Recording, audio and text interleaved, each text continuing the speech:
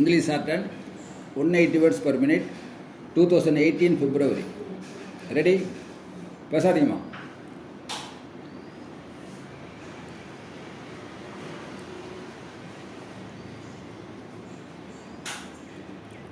Mr. Chairman, sir, I approach the budget both as a teacher and as a common man. As a teacher, I am thankful to the government for the help that they have given to the teachers.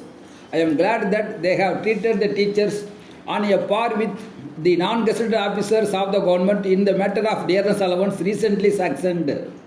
It was brought to the notice of the government yesterday in this house that some management has not paid this extra dearness allowance to the teachers. In this connection, the finance minister has now passed an order that aided institutions may draw 50% of this enhanced allowance in advance. So, if they draw 50% of this enhanced amount for 6 months, they will be able to pay it. We suggested two things. One is that as there is no assurance from the government that they would meet the extra expenditure fully, the managements may be allowed to levy a special fee for this purpose. The other is that the managements may raise the fees which they now levy, the government agreeing to compensate them at the increased rates. Pending settlement, the government have met these questions favorably. I understand that it is under the active consideration of the government and we are thankful to them for it. Then the previous speaker has pointed out how the rise in food prices has affected the common man. As a common man, I am not at all convinced about the reason for this rise in prices.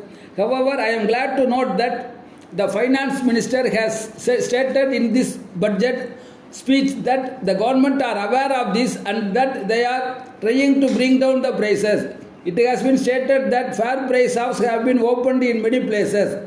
But I may bring to the notice of the finance minister that the quality of rice sold in these shops is very poor. It is not at all good. So I plead with the government that steps should be taken to bring down the prices. I would like to point out that the common man does not care whether money is invested in heavy industries or not. He wants foodstuffs at reasonable prices. Then, under animal husbandry, I am glad to note that the government have formulated a scheme on the lines of the milk scheme of Mumbai. I am sure that anyone who has seen that colony will be impressed with it and would like to have such a scheme in Chennai. We are aware that there is a rapid growth in population in Chennai. So it will be better if the scheme is taken up and completed as early as possible. If this is not done, I am afraid that the health of the people will be affected very much. I now come to housing. Here I would like to point out that at the last educational conference, teachers brought to our notice certain difficulties which they were facing, especially teachers in local body schools on account of frequent transfers. I would request the Minister for Education and the Minister for Local Administration to see that teachers are not unnecessarily transferred. It should be noted that the immediate result of their transfer from place to place is that efficiency goes down. There is another difficulty with regard to women teachers.